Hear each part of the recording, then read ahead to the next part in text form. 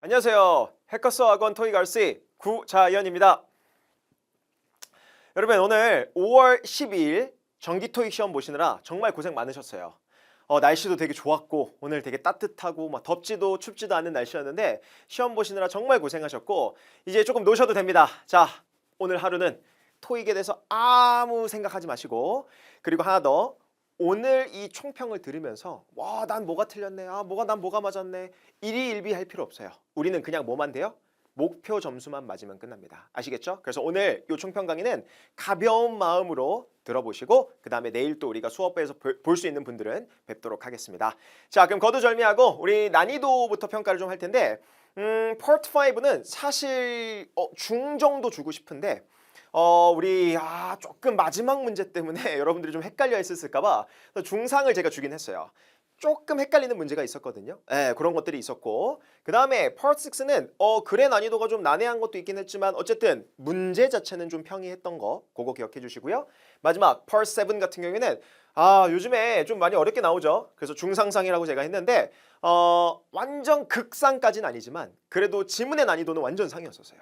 그런데 문제 난이도는 그렇게 막 높진 않았다라는 거. 그러면서 오늘 동의어 파악하는 문제가 어떻게 되는지도 함께 보도록 하겠습니다. 자, 여러분 우리 토익에 대한 정보는 우리 해커스 영어 사이트 들어가시면 방대한 자료를 만나볼 수 있으니까 꼭 들어오셔서 점수도 확인해 보시고 정답도 맞춰 보시고 우리 게시판에서 자유롭게 의견도 남겨주시면 감사하겠습니다. 오케이, 자 그러면 우리 넘어가서 우리 바로 거두절미하고 1번 문제부터 보도록 할게요. 자, 1번 문제 Part 5 문제를 좀 볼 건데 여러분 우리 exact, obvious, obvious는 뜻이 뭐죠? 적혀져 있네요. 분명한이라는 뜻이 있고요. 그리고 exact는 정확한이라는 뜻이 있네요. 그러면 생각해 볼게요. 빈칸 앞을 보니까 관사 더가 있고요. 빈칸 뒤를 보니까 우리 time이라는 명사가 있는데 그러면 요 time이라는 명사를 꾸며주는 형용사 자리 같아요. 그런데 우리 형용사 exact, obvious 우리 어휘 문제를 푸는 데 있어서 좀 중요한 건 한국말로 계속해서 넣어보시면 안 돼요. 그러면 더 헷갈려요. 정확한 시간? 분명한 시간? 뭐지? 분명한 시간도 되지 않나?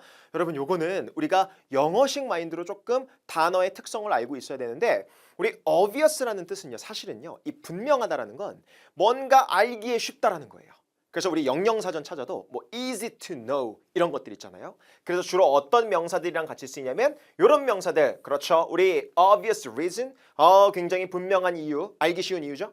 또 obvious answer, 알기 쉬운 정답. 그리고 obvious example, 굉장히 쉽게 받아들일 수 있는 그런 example, 예시가 되겠죠. 그런데 시간 개념에서는요 정확한 시간을 모르는 거죠. 정답은 그래서 A번 우리 exact를 찍어주셔야 되고, 그래서 아무도 모른다, 정확한 시간을 모르는 거죠. 새로운 security 시스템이 그렇죠 설치될 그 정확한 시간대를 모른다, 이렇게 해석하고 넘어가셔야죠. 아시겠죠? 그래서 exact time은 아예 하나로 묶어서 우리가 가시면 좋을 것 같습니다. 됐어요? 오케이.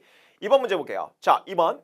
자, 2번 문제 같은 경우에는 우리 많이 나오는 문제 출제 유형 중에 하나인데 이거부터 먼저 기억해 볼까요? 자, 우리 ask라는 동사의 특성부터 한번 생각을 해볼게요. 여러분 우리 이거 수업 시간에 사실 많이 하는 건데 우리 ask는요 일단 요청하다라는 뜻이 있죠. 근데 그 요청하다라는 뜻 어떻게 쓰이냐면 주로 저는 이렇게 강의합니다. 우리 ask A2 동사 원형. 그래서 A2 동사 원형꼴이라고 저는 주로 수업 시간에서 얘기를 하는데 이게 뭐냐면 목적격 보어 자리에 투부정사가 오는 거예요. 그러면 A는 목적어가 되겠죠. 그래서 주로 어떻게 해석되냐면 A가 뭔가 하도록 요청하다 또는 A가 뭔가 하기를 요청하다, 이런 이유로 쓰이는 동사가 ask입니다. 물론 ask는 쓰임이 좀 많긴 하지만 그 중에서 가장 많이 나오는 형태 ask A2 동사 원형꼴로 쓰일 수가 있다라는 거. 그런데 얘를 여러분 우리 수동태의 형태로 한번 바꿔볼까요? 그러면 목적어가 주어 자리로 나오겠죠. 우리 수동태의 원리, 목적어 입장에서 문장을 쓰겠죠. 그 다음에 우리 be asked라고 쓸 겁니다. 맞아요. 이렇게 수동의 형태로 썼는데 그러면 여기 남아있는 이 투부정사 목적격 보어는 어디로 가냐 이거예요. 저랑 같이 수업했던 분들 제가 맨날 이거 말하죠. 뭐 어디로 내려간다? 그대로 내려간다. 그렇죠. 여러분 그대로 밑으로 내려가서 ask 뒤에 투부정사가 그대로 붙어버린 형태가 되는 겁니다. 그래서 어떤 형태가 돼요? be asked 동사 원형. 그래서 주로 목적격 보어 자리에 투부정사가 나오는 동사들을 가지고 수동태를 바꾸면 be, pp, 투부정사꼴이 되고 그렇게 쓰이는 동사들 정말 많아요. 그런데 제가 몇 개만 가지고 와봤어요. 밑에 보니까 우리 be asked to 동사원형 뭐뭐 하도록 요청받다. be permitted to 동사원형 뭐뭐 하도록 허가받다. be required to 동사원형 뭐뭐 하도록 요구받다. 자, 질문. 제가 1월 28일도 제가 시험 봤거든요. 1월 28일에도 제가 총평 강의 우리 찍진 않았지만 어쨌든 그때도 시험 봤는데 그때는 요 자리 그렇죠. permitted to 동사원형 요 자리 선택 문제로 나왔던 것 같아요. 아시겠죠? 그래서 요 자리도 생각해 주시고요. 그럼 어쨌든 이 문제에서 우리 are asked 있죠. 그런데 보기가 이렇게 나왔네요. 여러분 이미 동사는 있기 때문에 그냥 또 다른 동사는 쓸 수 있다 없다? 없습니다. 정답은 투부정사 이렇게 되는 겁니다. 됐어요? 그래서 우리 지원자들은 뭐예요? 가지고 오도록 요청을 받습니다. 뭐 신분증을 가지고 오도록 요청을 받습니다. 그렇게 해석하고 넘어가시면 좋을 것 같아요. 됐습니까? 오케이. 자, 그래서 be asked 동사원형 그렇게 정리해 주시고요. 하나 더 볼게요. 자, 세 번째 문제. 우리 near, nearly를 조금 생각을 해볼 텐데 자, 기억할게요. 우리 near 자체는요. 형용사와 부사가 다 되는 단어예요. 물론 near은 전치사도 됩니다. 어디 가까이에. 그런데 제일 중요한 거 형용사로 가까운 부사로 가까이에란 뜻인데 우리 ly 붙여도 부사잖아요. 그런데 가까이에가 아니에요. nearly는 I의 뜻이 바뀌어버려요. 어떻게 뜻이 바뀐다? 맞아요. 거의라는 뜻으로 바뀌어버립니다. 그래서 주로 동의어가 하나 있는데 동의어 우리 almost랑 비슷한 뜻으로 우리가 쓰이기도 합니다. 거의라는 뜻이에요. 그런데 우리 nearly의 특성이 하나가 있어요. nearly는 물론 100%는 아니지만 주로 우리 토익에서 뒤에 숫자 표현과 함께 쓰이는 그런 표현이에요. 그렇죠? 그럼 밑에 볼게요. 13%라고 뭐예요? 13%가 나왔네요. 그럼 뭐예요? 그래서 여기에 nearly를 집어넣어서 거의 13% 뭐했다? 증가했다. 이렇게 해석하고 넘어가시면 됩니다. 됐어요? 그러면 가까이에라는 이런 부사는 어울리지 않는다라는 거. 그래서 숫자 표현과 함께 쓰이는 거의 13% 증가했다. 이런 뜻으로 주로 쓰이게 될 거고 nearly 플러스 숫자 표현 이렇게 먼저 외워주시면 토익에서 무리 없게 문제 맞출 수 있을 것 같아요. 됐어요? 오케이?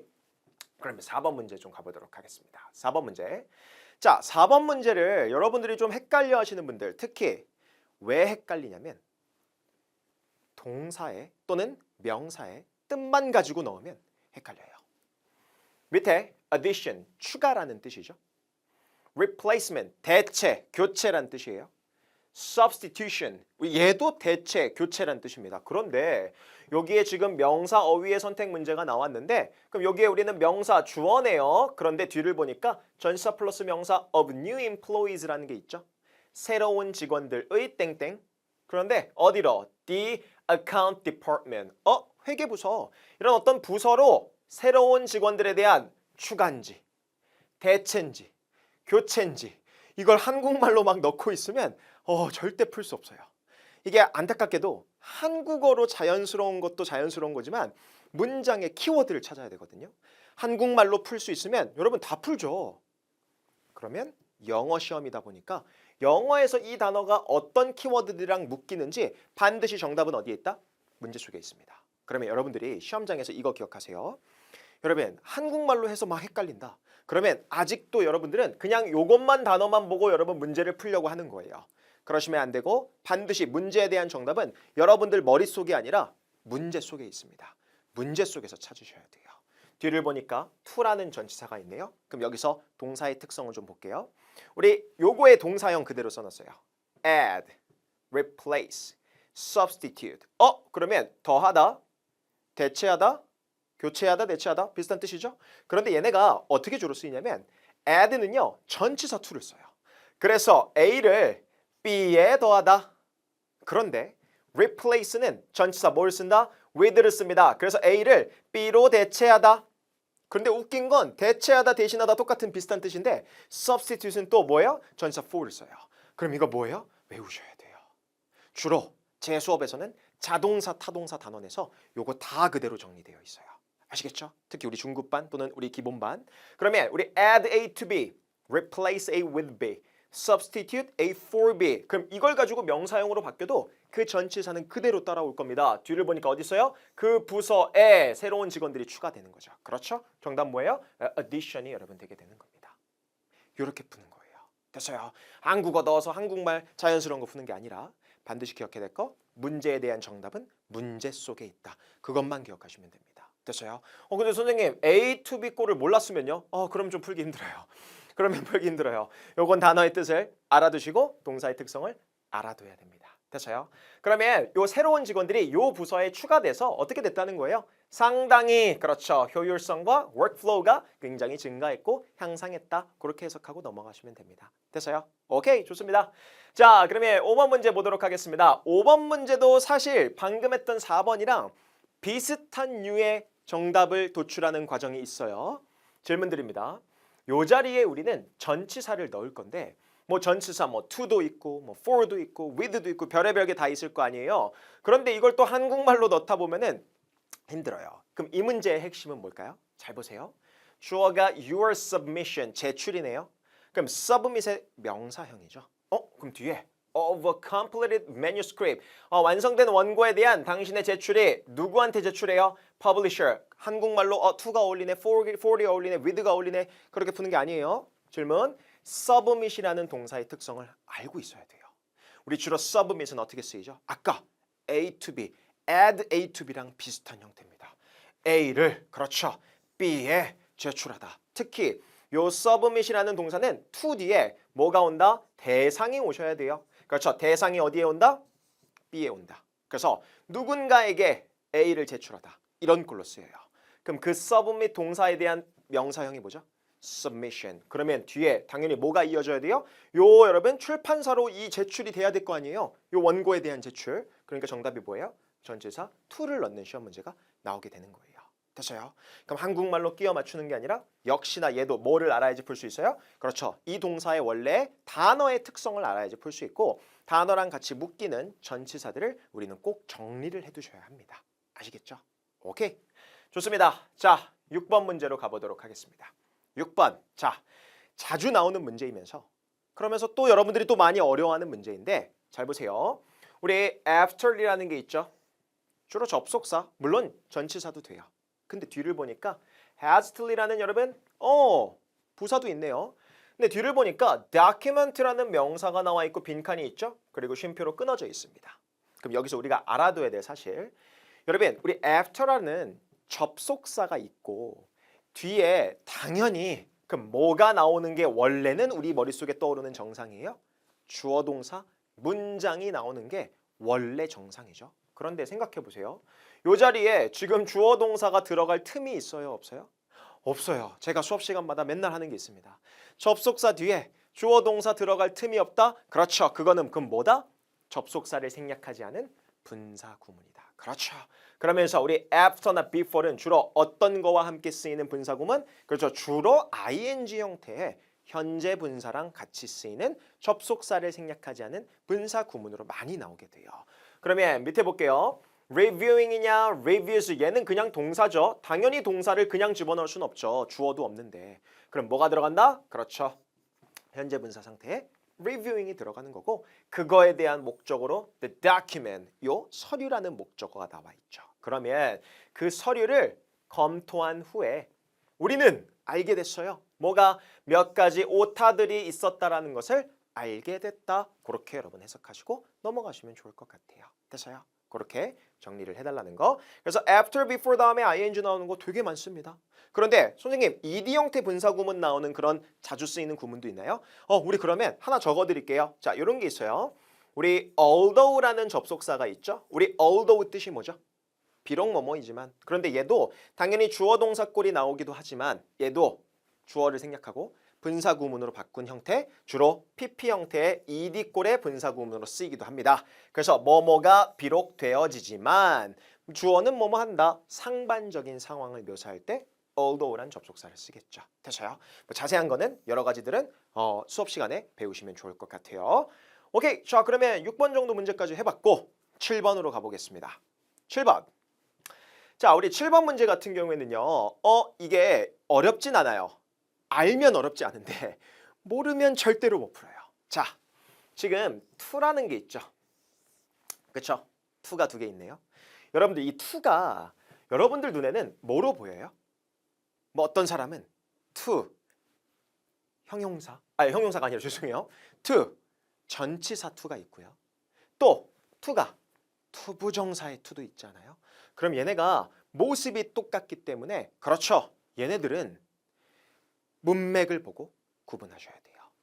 앞에 보니까 in order이 붙어있는 to는 투부정사의 to입니다. 그렇죠? 그래서 in order 뒤에 나오는 투부정사. 그래서 주로 뭐라고 해석한다? 뭐뭐 하기 위해서라고 해석합니다. 그런데 due to의 to는 무슨 to죠? 전치사. 그래서 우리는 얘를 하나의 전치사로 봅니다. 그래서 뒤에 뭐가 나와요? 명사가 나오는 특징이 있어요. 그러면 투부정사니까 동사 원형이 올 거고 to는 전치사니까 명사가 오겠죠? 됐습니까? 그런데 중요한 거 우리 빈칸 뒤를 보니까 access라는 동사가 있어요. 또는 명사가 있어요. 그러면 질문 이 access라는 말만 보고 바로 명사든 동사 원형이든 찍으시면 안 돼요. 왜냐면 access는 여러분 동사로서 쓰이기도 하지만 뭐도 된다? 얘가 명사도 돼요. 절대로 access만 보고 딱 뭐 하나 정답 그게 아니라 조금 더 뒤를 보셔야 돼요. 여러분 얘가 만약에 명사라면 뒤에 이런 거 나올 수 있어요? 또 다른 명사가 또 나올 수 있나요? 못 나오죠? 그러면 얘를 목적어로 보고 access는 어떻게 쓰인 거예요? 그렇죠? 동사로 쓰였다라는 걸 먼저 판단하시고 그래서 정답이 뭐가 돼요? in order to를 집어 넣어 주셔야 합니다. 이렇게 푸는 거예요. 됐어요? 그래서 access만 보고 in order to가 아니라 access 보고 뒤에 목적어가 붙어있네? 그럼 명사로 쓰인 게 아니니까 동사겠지? in order to 동사원형 뭐뭐 하기 위해서라고 해석하시면 됩니다. 됐어요? 그러면 필요한 어떤 허가증들을 접근하기 위해서 그렇죠? 뭔가 정부 회사 그 정부 사무실로 방문했다 그렇게 해석하시면 되겠죠. 됐습니까? 그거 정리해 주시고요. 오케이, 자 8번 문제로 가보겠습니다. 자 8번 문제 얘는 별표예요. 자, 요 문제를 여러분들이 좀 많이 헷갈려하고 오답률이 글쎄요. 또 풀 수 있는 분들은 또 푸셨을 텐데 이걸 좀 너무 단순하게 생각하시면 안 돼요. 그런데 개념은 단순해요. 자, 지금부터 한번 볼게요. those냐 which냐 선택 문제가 나왔다라고 칩시다. 그런데 빈칸 앞뒤를 보니까 동사부터 찾아볼게요. 우리 were이라는 동사 있죠? 그런데 주어가 뭐예요? HT라는 회사의 스포츠 가방들이 주어네요. 그런데 자 질문 하나 드릴게요. 선생님 여기 보니까 주어 동사가 또 있는데요. 그러면 이렇게 기억하세요. 전체의 주어와 동사 사이에 뭔가 사이에 이렇게 끼어 들어갔다. 길다란 덩어리가 들어갔다. 무조건 앞에 있는 주어를 꾸미는 수식어 덩어리입니다. 형용사 수식어. 그런데 중요한 거 형용사의 형태 많죠. 그럼 선생님 주어 동사도 형용사인가요? 자 여기서 특징 하나. 우리가 사실 여기 사이에 뭐가 생략돼 있을 거예요. 뭐가 생략돼 있을까요? 그렇죠. 우리는 목적어가 비어있는 문장을 그렇죠? 목적격 관계대명사라고 하거든요. 우리 목적격 관계대명사는 뭐가 가능하다? 생략이 가능합니다. 그래서 여기 보시면 사실 여기 which 같은 관계대명사가 생략되어 있는 거예요. 그러면 우리 어떻게 해석해요? 너가 구매했던 스포츠 가방들은 were 뭐 했다? expensive 비쌌다. 그런데 뭐가 끼어 있어요? as라는 우리가 원급 비교 구문이라고 합니다. 그러면 뭐뭐만큼 그렇게 비쌌다. 즉 항상 비교해주는 대상은 뒤에 나오거든요. 그럼 뒤에 나오는 요 대상을 여러분 찍는 건데 자 우리가 이런 문법적인 구조가 있어요. 영어는 비교 대상을 반드시 일치시켜 주셔야 돼요. 그럼 기억할게요. 네가 구매한 스포츠 가방 그리고 내가 스타트랙이라는 회사로부터 구매한 스포츠 가방보다 뭐야? 그만큼 비쌌다라는 거잖아요. 질문 드릴게요. 지금 비교해주는 대상이 스포츠 가방과 스포츠 가방들이죠. HT 회사의 스포츠 가방과 스타트랙이라는 회사로부터 나온 스포츠 가방을 비교하고 있네요. 그런데 여기서 영어의 특징 하나 더. 영어는 중복을 또 싫어해요. 중복을 싫어해서 뭐가 굉장히 발달했죠? 대명사가 발달했죠. 그렇죠. 그러면 앞에 있는 이 스포츠 가방을 지칭해주는 명사를 찍어야 되네요. 그러니까 비교 대상이 단수면 주로 우리는 저기 멀리에 있는 단수라고 해서 that을 찍을 거고요. 수업 시간에 했죠. 그리고 비교 대상이 만약에 복수면 뭐로 찍는다? those로 그 앞에 있는 명사를 지칭할 겁니다. 우리나라 말에선 이런 대명사가 발달을 안 해서 직독직해에서 뭐 1대1로 번역하면 좀 어색할 수 있어요. 하지만 영어는 비교 대상 일치를 하면서 앞에 있는 중복되는 명사를 대명사로 지칭만 하시면 돼요. 그럼 대명사로 지칭할 때 복수니까 뭐다? those를 찍고 넘어가시면 되는 문제가 됩니다. 그럼 여기서 하나 더. 선생님 저는요. which라는 관계대명사로 보고 뒤에 주어 동사가 나와 있잖아요. 그래서 저는 which를 넣었는데 이건 왜 안 되나요? 자 만약에 여러분들이 여기 which를 넣게 되면 자 관계대명사라고요? 목적어 비어있잖아요, 선생님. 네, 그러면 관계대명사면 누구를 꾸며야 돼요? 명사를 꾸며야 되는 거 아니에요? 앞에 명사로 보이는 게 있어요, 없어요? 없죠. 여기에 갑자기 접속사 플러스 문장이 들어가서 이걸 뭐 형용사절이든 명사절로 볼 수 없어요. 그럼 뭐다? 아, 여기 자리는 접속사가 아니고 명사의 덩어리로서 앞에 있는 문맥상 비교 대상을 일치해 주는 거고, 그리고 또 여기 사이에 그럼 뭐가 생략된 거예요? 그렇죠. 목적격 관계대명사 which가 생략된 상태로 내가 구매한 스포츠 가방들, 이렇게 명사를 꾸며주는 형태구나. 아까 요 형태랑 똑같게 되는 거예요. 됐어요? 그래서 이 문제는 관계대명사의 개념도 알아야 되고 또 비교 대상에 일치해주는 이런 대명사의 개념도 알아야 되죠. 그래서 조금은 난해할 수 있었는데 which, those 생각해보면 간단해요. 앞에 아무런 명사도 없으니까, 꾸밈받는 명사 없으니까 관계대명사는 아니구나. 그래서 안명사를 지칭해주고, 목적격 관계대명사 생략되니까 여기 관계대명사 생략한 채로 내가 구매한 스포츠 가방들을 지칭해주고 있구나. 그래서 those를 찍는 거구나. 그렇게 생각해 주셔도 되는 겁니다. 됐어요? 만약에 이 문제를 맞췄더라도 조금 시간이 걸렸을 건 같아요. 그래서 제가 요 문제 때문에 중상을 드렸는데 요거 말고는 사실 조금 평이한 난이도로 나오긴 했습니다. 아시겠죠? 하나 더, 이 문제 못 맞췄다고 슬퍼하지 마세요. 제발. 우리는 큰 그림을 그려야지 이런 하나하나 문제 때문에 내가 막 낙담하고 실망할 필요 없어요. 제가 맨날 수업 시간에 하는 말 있죠. 일희일비하지 마세요. 아시겠죠? 우리는 결국은 최종장에서 뭐만 맞으면 돼요? 여러분들의 목표 점수 800이면 800, 850이면 50, 그리고 900이면 900 목표 점수만 맞으면 되지, 그 중간에 뭐 전투를 진다라고 해서 우린 전쟁만 이기면 돼요. 아시겠죠? 이런 마인드로 우리 끝까지 가도록 하겠습니다. 아시겠죠? 오케이, 여기까지가 파트 5였습니다. 네, 그러면 이제 파트 7으로 좀 넘어올 건데, 자, 파트 7 극상까지는 아닌데 제가 중상상, 상 쪽으로 좀 가까워요. 그러니까 지문의 난이도가 어려웠어요. 우리 오늘 파트 7 풀어보신 분 알겠지만 여러분, 우리 특히 단일 지문, 우리 invitation 초대장이 있었죠. 아니 근데 누가 초대장을 그렇게 쓰나요? 제가 그 초대장을 받으면 저는 그거 읽기도 싫을 것 같아요. 그런데 우린 읽어내야만 하죠. 막 초대장 엄청 길었어요. 뭐 온라인으로 뭘 하는 거, 경쟁하는 거. 하나 더, 또 우리 회의록 같은 것도 나왔어요. 그래서 그거를 우리 meeting minutes라고 하는데, 회의록 같은 거, 또 어려운 단어를 통해서 회의록을 막 나왔거든요. 그래서 막 공항이 어떻게 되는데, 뭐 신설, 뭐 에어라인이 어떻게 되고 막 어려웠을 거예요. 알아요. 하지만 우린 읽어내야 됩니다. 아시겠죠? 할 수 있고, 우리는 오늘 동의어 찾기 문제를 조금 먼저 보도록 할 겁니다. 자, 동의어 찾기. 여러분, 우리 accessible 뜻이 뭐죠?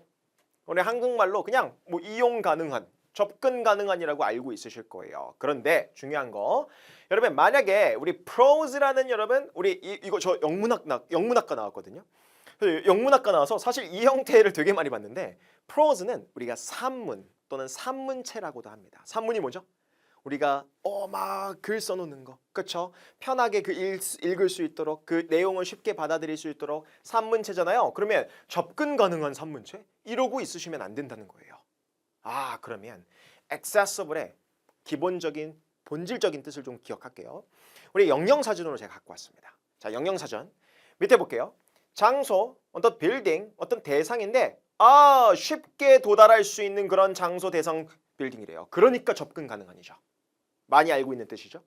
두 번째, 이용 가능한, 즉 이용하기 쉬운 거예요. 즉 이용하기 쉽고 뭔가 얻기에 쉬운 거죠. 그렇죠? 용이한 거죠.